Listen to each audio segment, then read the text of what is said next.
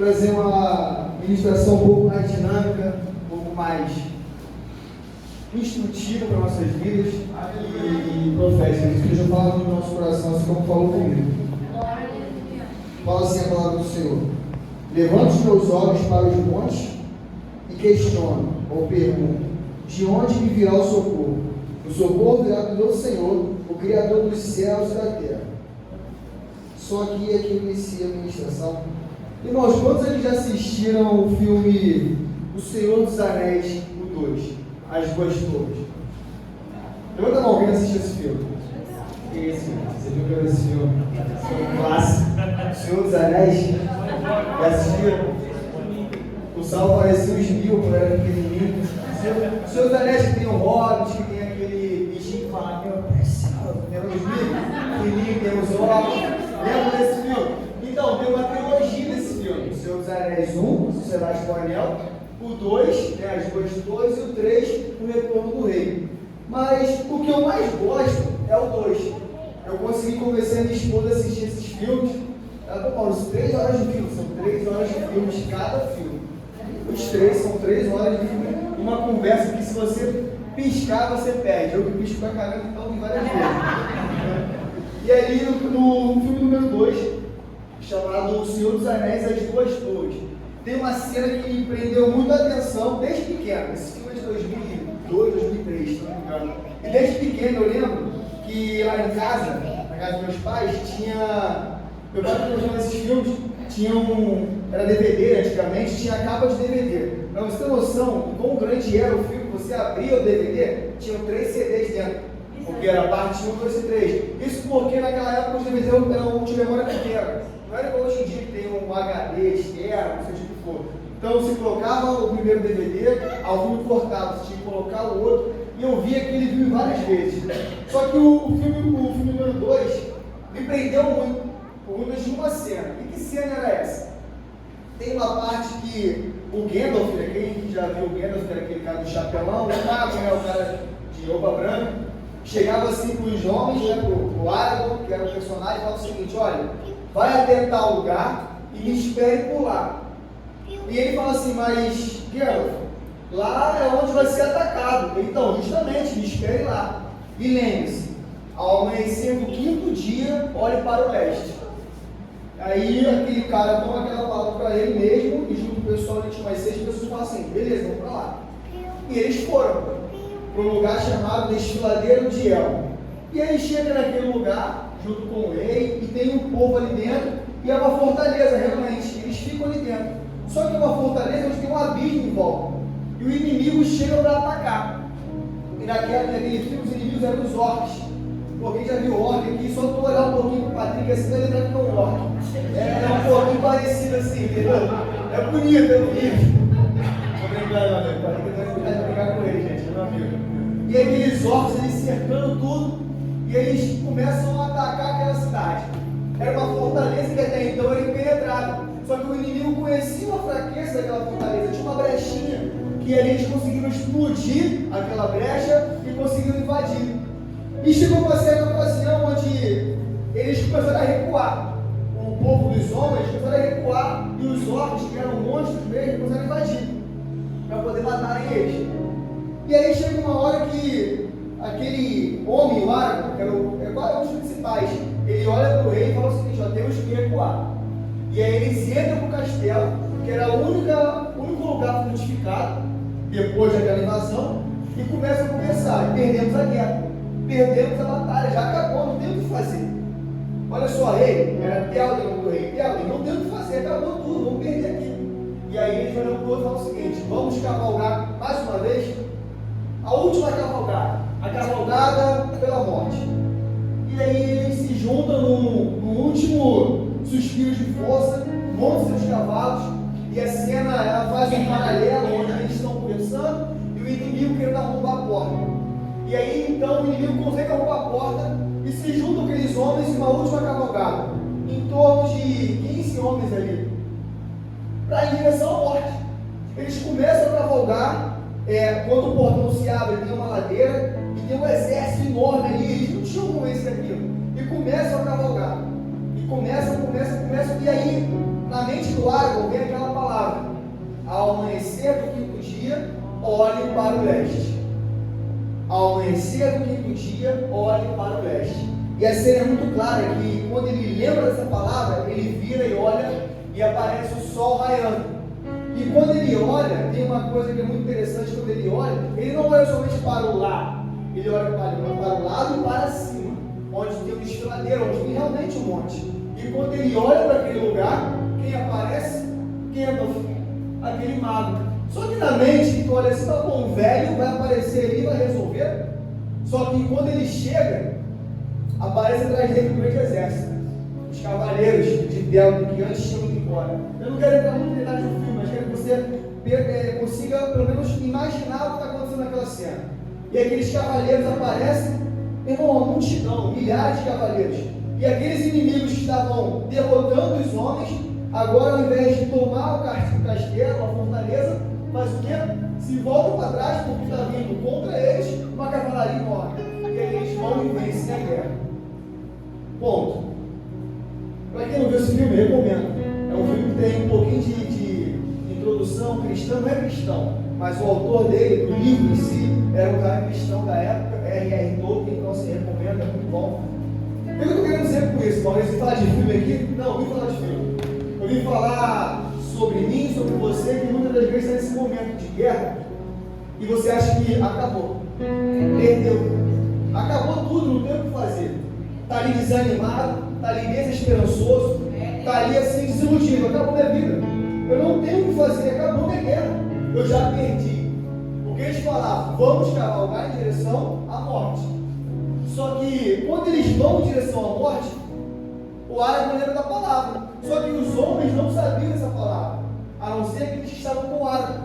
Então qual é a diferença de Aragorn para esses homens?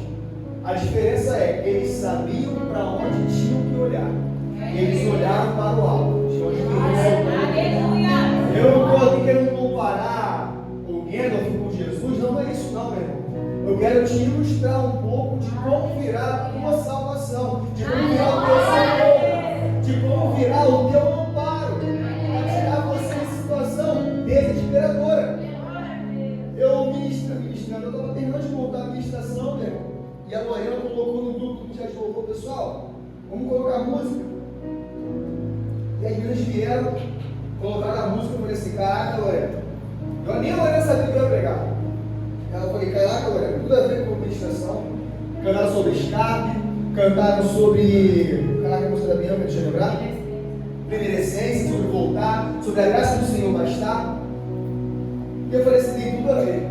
E no começo aqui, a nossa irmã Marielle trouxe uma palavra devocional sobre também estar no fundo do poço, sobre estar acabado e entender o real propósito da vida, que é o Senhor Jesus Cristo.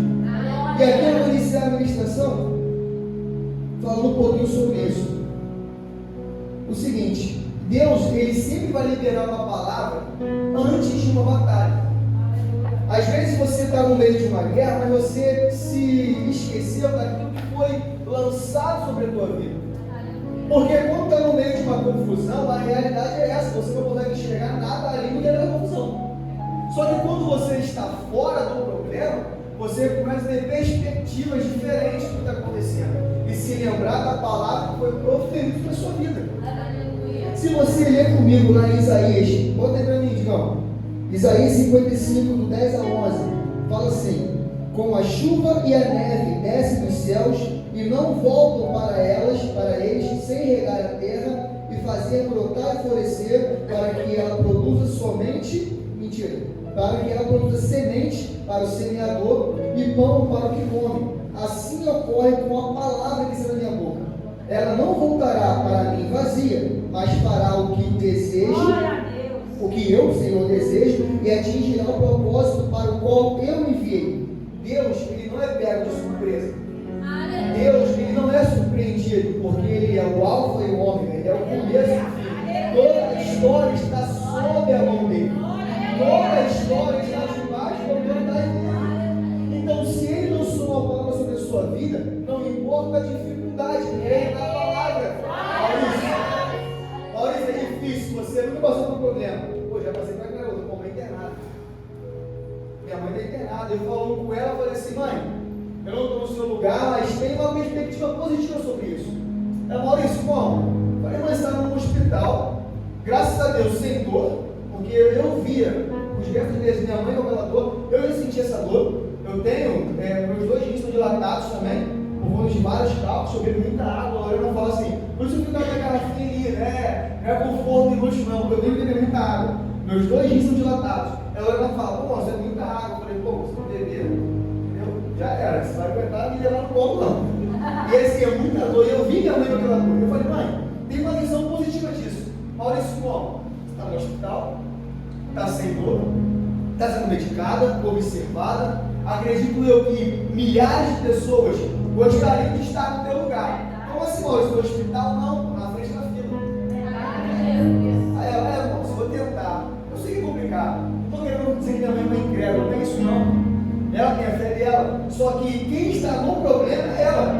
Não sou eu. É muito fácil eu dizer aqui, olha só, tenha fé. Você vai conseguir. Vai ser fácil, Deus é contigo, é muito fácil. Mas só quem vive o problema consegue presenciar o que está acontecendo. Só que o que eu estou dizendo aqui é para nós que estamos no meio do problema. É para nós que estamos no meio do furacão. Se nós não entendemos que o furacão ele é passageiro, ficaremos sempre no meio de uma turbulência. Ficaremos sempre no meio de um problema. Só que eu tenho uma palavra sobre a minha vida. Você tem uma palavra sobre a sua vida. E a palavra é: o Senhor teu Deus é contigo por onde for.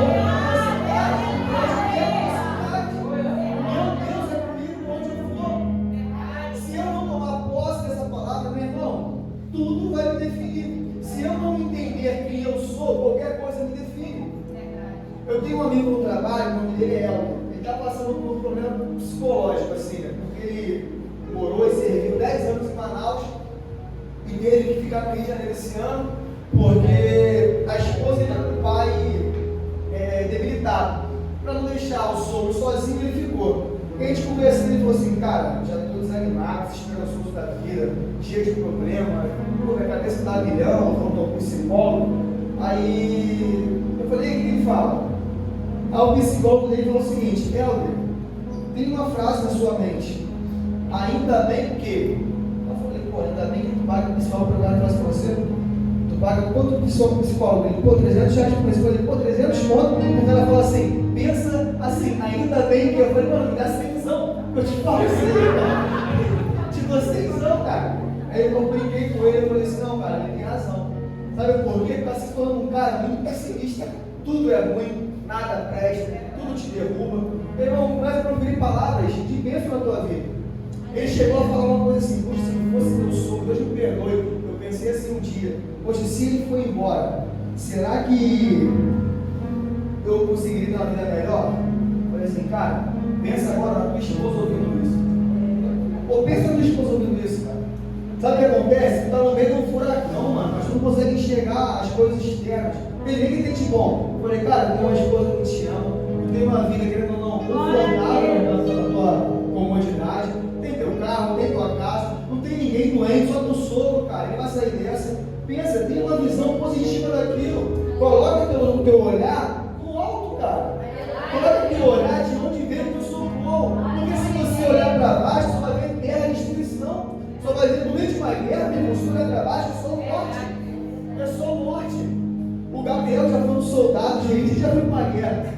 Ele já foi, eu também fui com ele, jogando Call of Duty, jogando jogo. E no meio desse jogo, se tu olhar ao redor, é só destruição, cara. Olhe para o alto, olhe para cima. Deus já lançou a palavra. Deus já lançou a vitória na tua vida. Deus não é Deus de derrota. Deus não é Deus de meio termo. Ele entra para vencer. Deus nunca perdeu uma batalha. E por incrível que pareça, ele nunca perdeu. Aliás, ele já venceu. Aquela coisa de Calvário.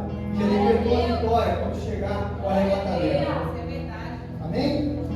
Vamos fazer o seguinte, pessoal. O ambiente ele pode gritar derrota, mas a palavra do Senhor está de pé.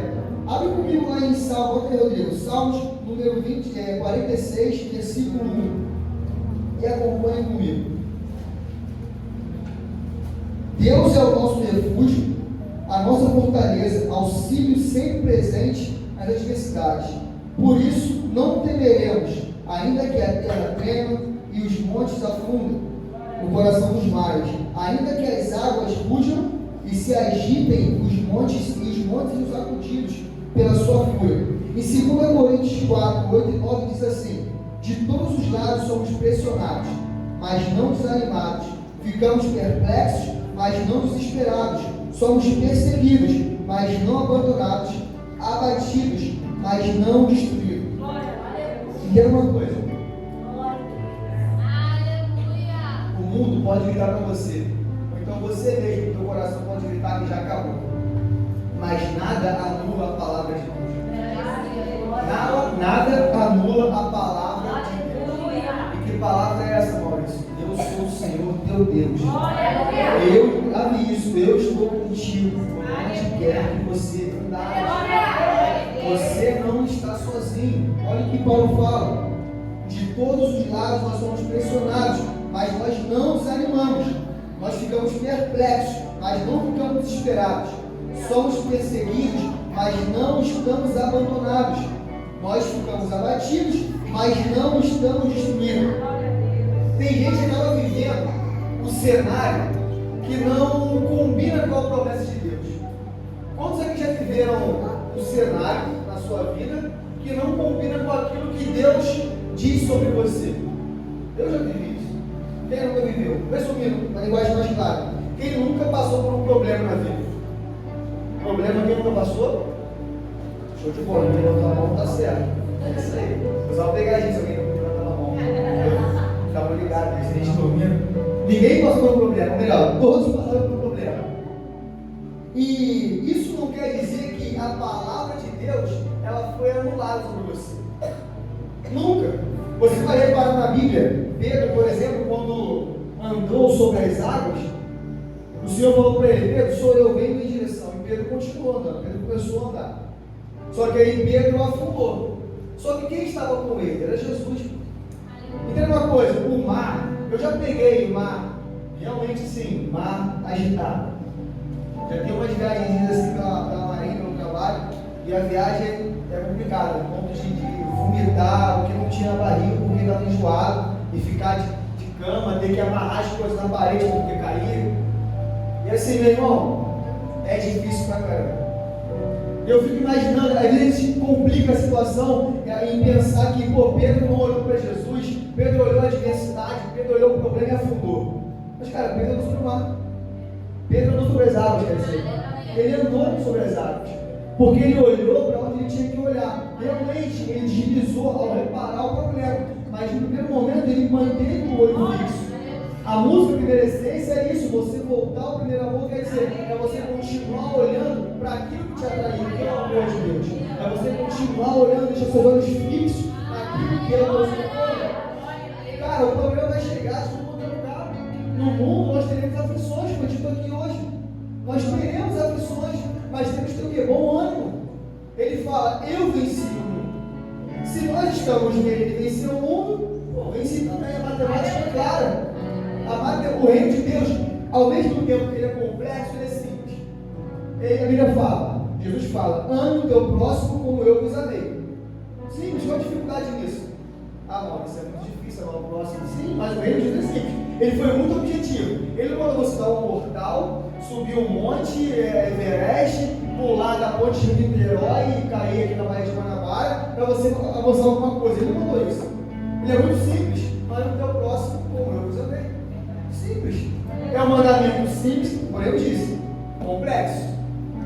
O reino de Deus, ao mesmo tempo que ele tem sua complexidade, ele é fácil para a gente. Tem uma música do Tales, é fácil demais viver em paz.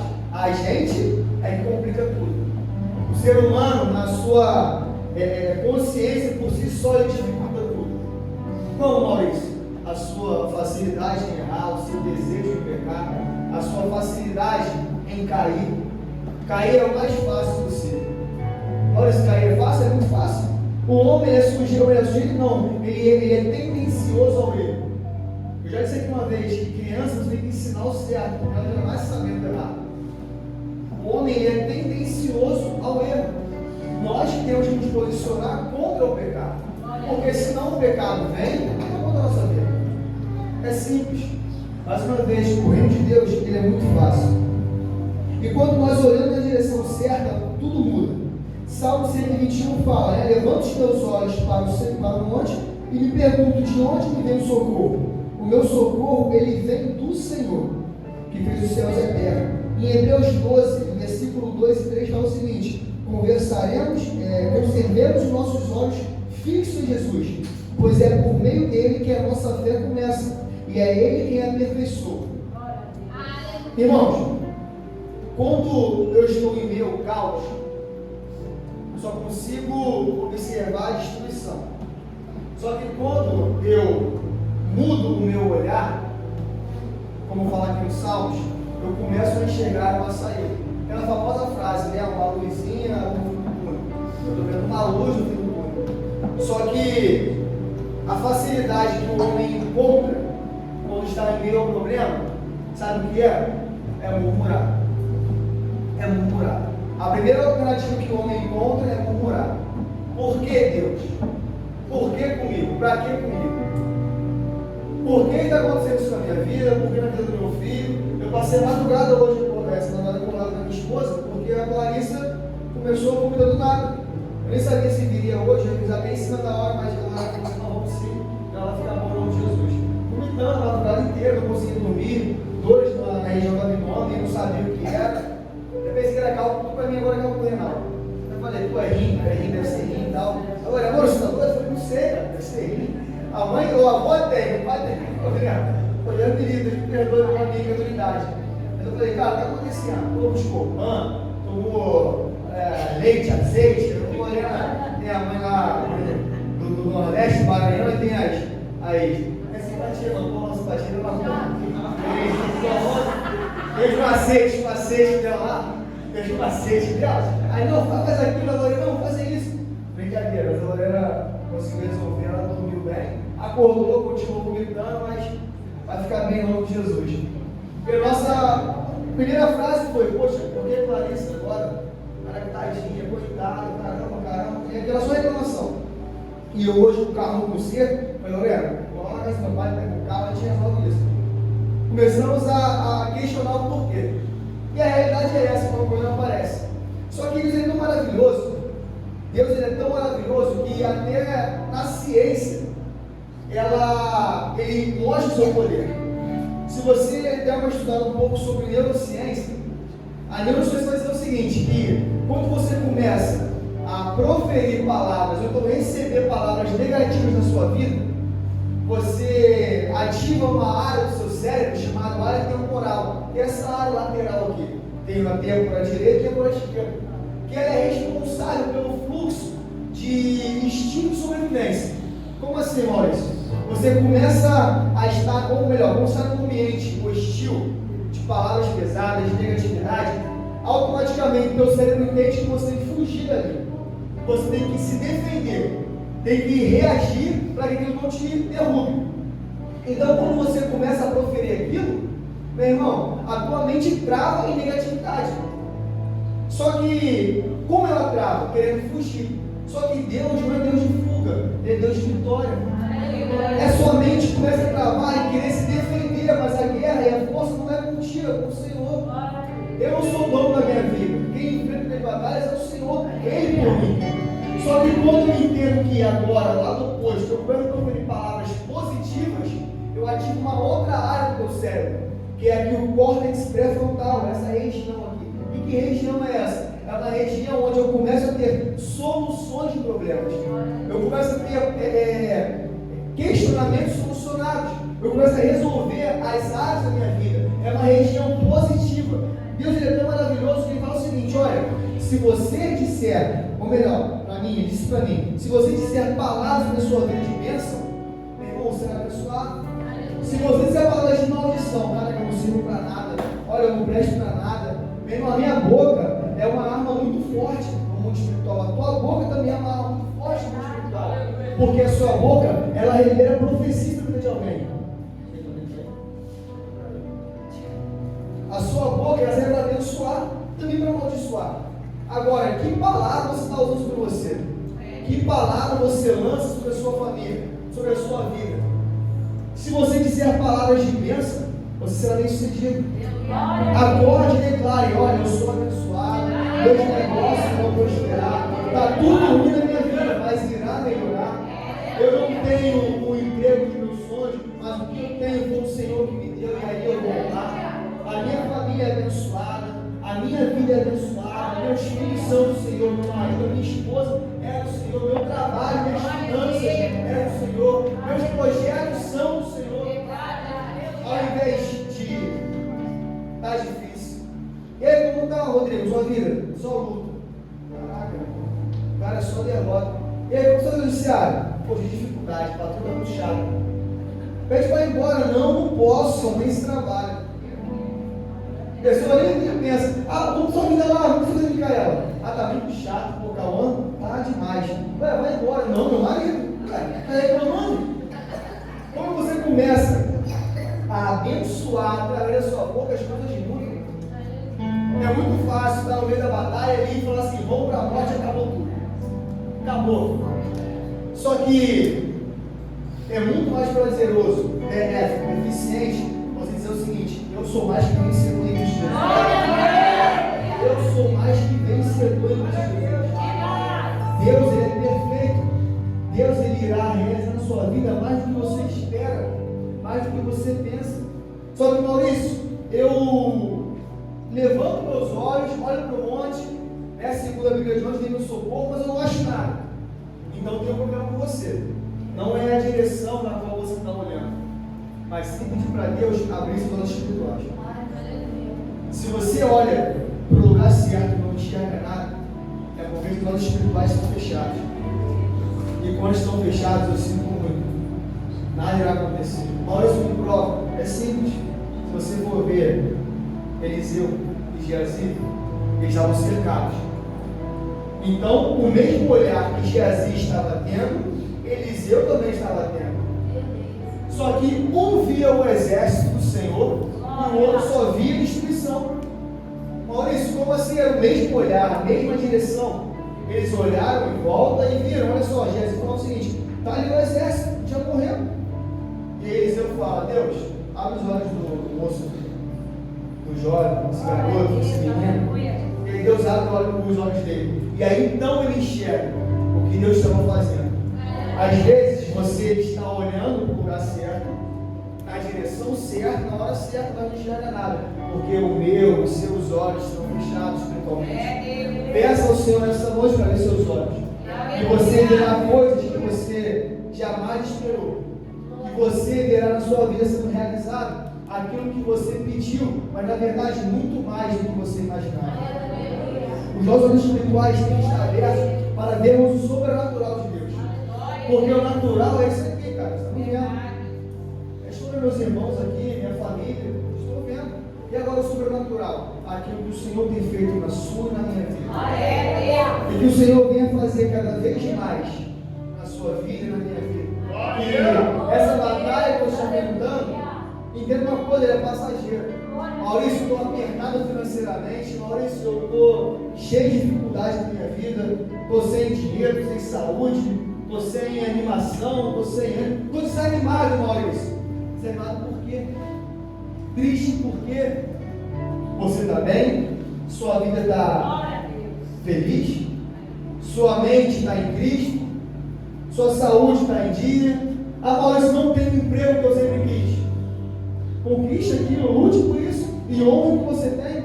A fidelidade do povo, já foi falado aqui, é você honrar aquilo que você tem hoje, para Deus te dar o amanhã. O presente, aquilo que Deus te deu hoje, ele é seu, então honre isso. Maurício, está muito ruim na minha vida. Foi orado por libertação aqui, por família, por problemas de justiça, problemas de saúde, por tudo. Mas a sua mente, ela é um lugar onde só você e Deus têm acesso. Palavras aqui eu vou falar, Deus vai falar, mas quem libera o coração através do Espírito Santo é você. É você. Às vezes eu retenho aquilo que Deus quer fazer na minha vida, porque eu não estou fácil para Ele. Eu não entendi o meu propósito. E qual é o meu propósito? É me relacionar, é adorá-lo. Às vezes eu não entendi que estilo de vida eu tenho. E que estilo de vida é esse? O estilo de vida adorador. Um estilo de vida onde eu tenho que viver para o Senhor. Então entenda uma coisa, meu irmão, levante os seus olhos. E se mesmo assim você não conseguir enxergar nada, peça ao Senhor, Deus, abra os meus olhos espirituais. Que eu venha enxergar tudo aquilo que o Senhor na minha vida. Esse problema, ele é passageiro. Não foque naquilo que é temporário e troque o que é eterno.